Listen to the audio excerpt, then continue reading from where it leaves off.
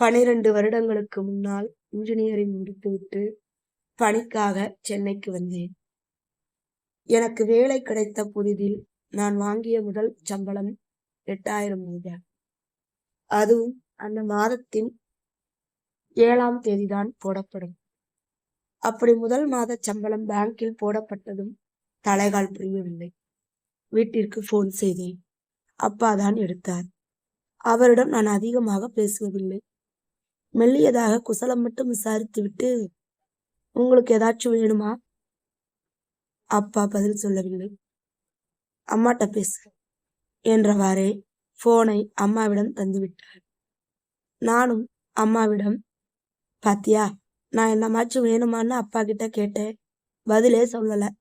இவரெல்லாம் என்று துவங்கி அப்பாவை சிறிது வசைபாடிவிட்டு மற்ற கதைகளை, அந்த கதைகளை 78 முறை அம்மாவிடமே சொல்லி இருந்தாலும் 79வது முறையும் முதல் தடவை போல கேட்பாள் அம்மா. பேசிவிட்டு போனை வைத்து விட்டேன். ஓரிரு நாட்கள் கழித்து என் வங்கி கணக்கை எதேச்சையாக பார்த்தேன். அந்த அக்கவுண்ட் என் கல்லூரி காலத்தில் இருந்து நான் பயன்படுத்துவது. என் அப்பா என் செலவுக்காக என்றும் அதில்தான் பணம் போடுவார். பணியில் சேர்ந்த தகவலும் சம்பள விவகாரங்களும் அப்பாவிற்கும் தெரியும். அதனால் இனி மாத செலவுக்காக அதில் பணம் போட மாட்டார் என நினைத்திருந்தேன். அதோடு இனி அப்பா காசு நமக்கெதுக்கு என்ற ஆணவமும் என் தலையில் ஏறிக்கொண்டதால் அந்த வங்கி கணக்கை பார்க்கவில்லை.